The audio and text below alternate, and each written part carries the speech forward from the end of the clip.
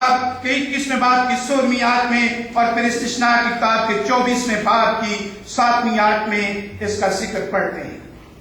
और फिर एक और कैपिटल जो वायलेंस था वो था इंसल्ट और इंजरी टू पेरेंट्स, यानी जो अपने माँ बाप की इंसल्ट करता है और अपने माँ बाप को इंजर करता है। तो लफ्ज़ी मतलब है कि वो अपने माँ बाप को जख्मी करता है, इसका मतलब यह है कि वो अपने लफ्जों से या अपने अमल से या अपने किरदार से अगर अपने माँ बाप की इंसल्ट करता है तो वो शख्स जो है वो सजा के लायक है और उसकी सजा जो है वो वाजिबुल कत्ल खुदा के कलाम में बयान की गई है। और इसका जिक्र खुरूज की किताब के 21वें बाब की 15वीं और 17वीं आयत और इबारत की किताब का 20वां बाब 9वीं आयत और इस्तिश्ना की किताब का 21वां बाब 8वीं आयत से 21वीं आयत तक मिलता है। और इसके साथ कैपिटल वायलेंस थे various forms of sexual immorality, यानी जो सेक्सुअल इमोरालिटी थी उनकी सजा भी सजाए मौत थी।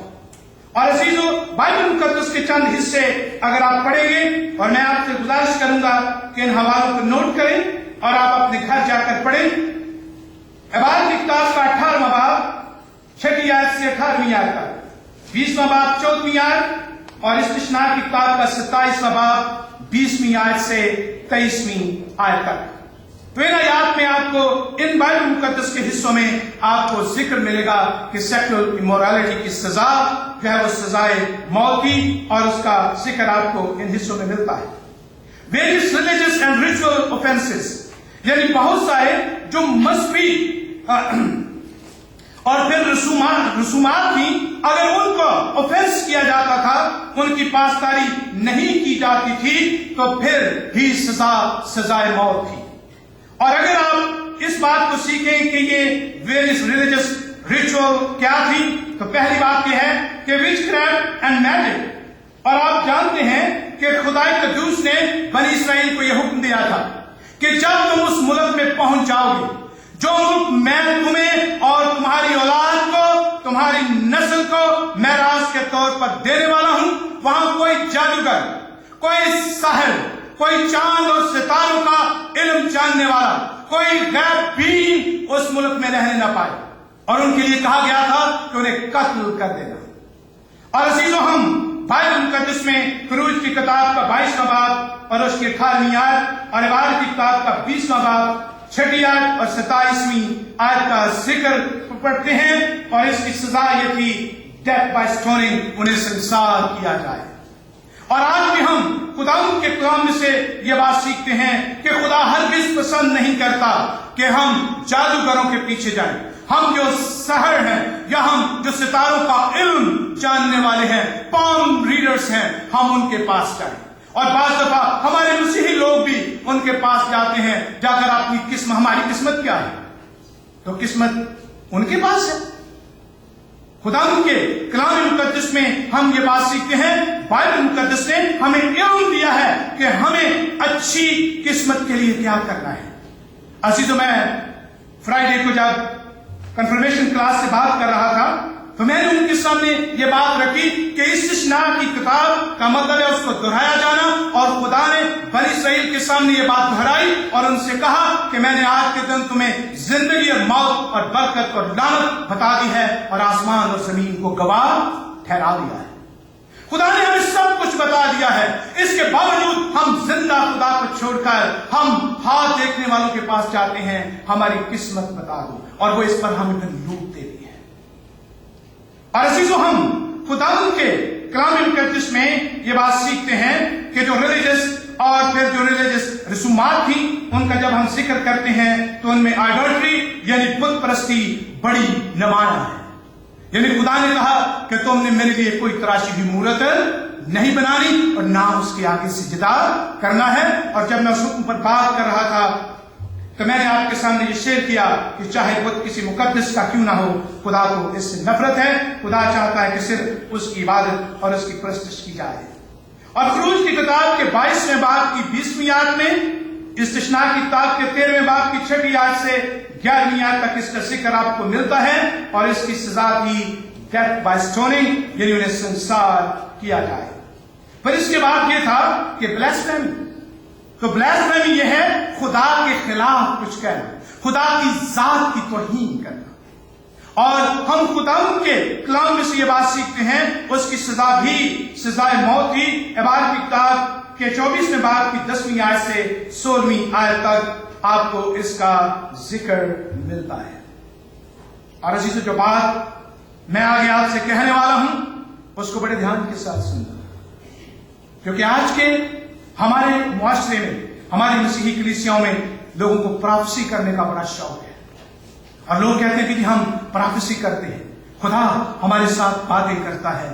اور خدا کے کلام میں لکھا ہے false claim to be a prophet, یعنی جو فالس کلیم کرتا ہے کہ میں نبی ہوں. ڈیوٹرانومی چیپٹر 13 ورس 5 اور 10 میں لکھا ہے کہ اس کی سزا کیا ہے؟ سزائے موت ہے.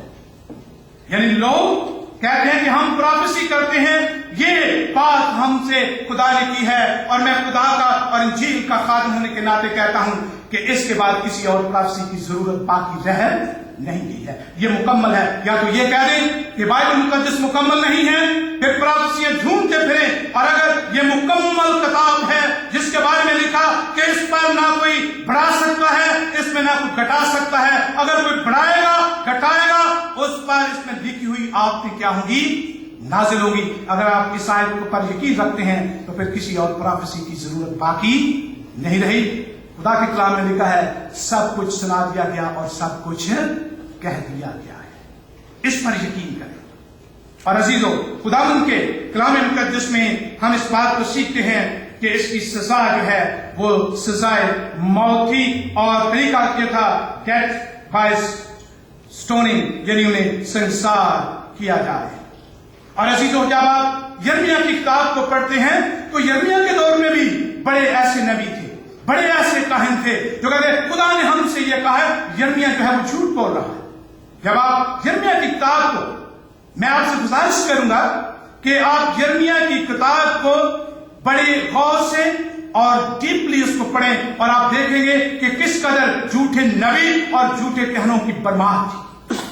اور اگر آپ اس کا 27واں باب پڑھتے ہیں تو وہاں خدا نے کہا میں نے ان کو اپنا کلام نہیں دیا ہے، میں نے اپنا روح انہیں نہیں دیا ہے، میں نے اپنا کلام انہیں نہیں دیا ہے، اور میں ان کو سزا دوں گا.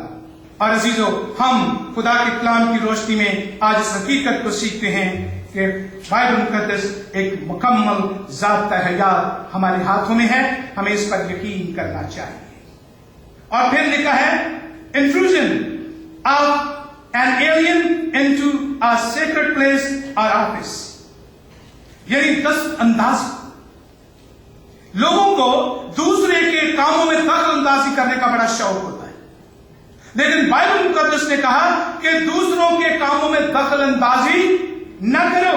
اس نے کہا چاہے یہ کوئی سیکرٹ پلیس ہو یا کوئی آفس ہو، جو کسی کی ذمہ داری ہے اسے اس ذمہ داری کو پورا کرنے دو. اور اگر کوئی ایسا کرے گا تو گنتی کی کتاب کے پہلے باب کی 51 آیت میں، اور پھر تیسرے باب کی 10ویں آیت میں، اور پھر 18ویں باب کی 7ویں آیت میں اس کا ذکر ہے. اور حکم یہ تھا کہ خدا کے عہد کا صندوق جو ہے اس کو لاوی جو ہے وہ آگے پیچھے کریں گے، اور خدا کے گھر میں لاویوں کی خدمت یہ ہے، کاہنوں کی خدمت یہ ہے، سردار کاہن کی خدمت یہ ہے. اور بائبل مقدس میں انہیں حکم دیا گیا کہ اس میں دست اندازی نہ کرنا، اس میں ہاتھ نہ ڈالنا، اس میں مداخلت نہ کرنا، جو کام کسی کا ہے اس کو کرنے دینا.